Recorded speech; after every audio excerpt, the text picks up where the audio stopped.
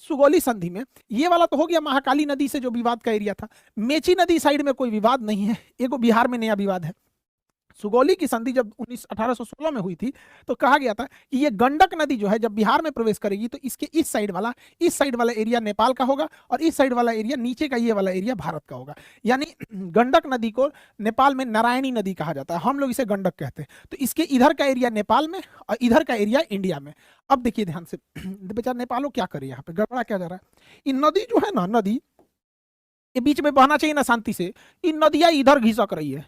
मतलब ये नदियां ना नेपाल का एरिया काटते जा रही है, काटते जा रही है। और नदी जब ये एरिया काटेगी ना तो भारत में आते जाएगा। यानी इधर से मट्टी काट रही है, इधर मट्टी बढ़ा रही है, इधर का मट्टिया काट रही है, इधर की मट्टिया बढ़ा रही है। तो भाई सुगौली की संधि कहता है गंडक नदी बॉर्डर है, बॉर्डर है। और नारायणी नदी, नेपाल इसी नदी को नारायणी कहता है, हम लोग गंडक कहते हैं। तो नदियां इधर की ओर भागते जा रही है। तो नेपाल कह रहा है कि भैया हमारा जमीनिया कब्जे आ रहा है, हमारा पूरा जमीन कब्जे आ रहा है। और नेपाल का यही एरिया जो नीचे का थोड़ा सा है ना खेती लायक है, बाकी तो पहाड़ है, कह रहा है कि भैया यही एरिया खेती लायक है, नदियां इधर भाग रही है, नदी को रोको, स्टॉप, लाल झंडा लगाओ यहाँ पे, स्टॉप।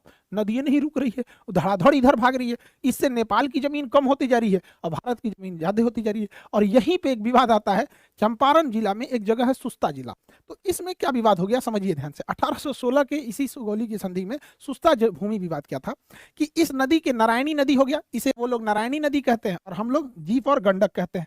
तो नेपाल के लोग नारायणी नदी कहेंगे, हम लोग उसे गंडक नदी कहेंगे। यहाँ जो सुस्ता जगह था, एस से शॉर्टकट में लिख देते हैं सुस्ता, तो ये जगह सुस्ता था, ये नेपाल में आता था, नेपाल में था ये जगह सुस्ता। लेकिन हुआ क्या कि 50-60 साल बाद ये नदियां इधर घूमने लगी और घूमते घूमते ये नदी जो पहले इधर से जा रही थी वो घूमते घूमते घूमते घूमते इधर चल गई।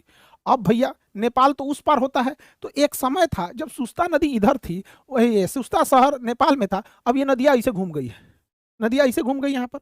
अब जब नदी ऐसे घूम गई तो सुस्ता वाला जगह आ गया भारत में। अब भारत का कहना है कि भाई तुम नदी उस पार न हो, तू नेपाल कर रहा, नदियां घूम गई तो हम क्या करें यहाँ पे। भाई ये भी बात गड़बड़ है, जबकि सुस्ता जगह बहुत अच्छा खेती के लिए है यहाँ पर।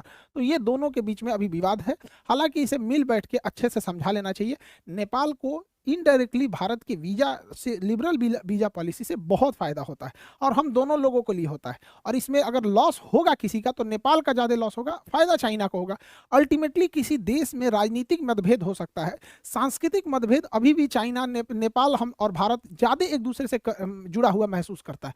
नेपाल के साथ उतना महसूस नहीं करता है, ना धार्मिक रूप से महसूस करेगा ना सांस्कृतिक रूप से। उसे थोड़ा कुछ खा जाने वाले आदमी है सब वहाँ से, चाइना वाले, बस दिखने में थोड़ा पहाड़ी एरिया है तो एक जैसा लगते हैं। तो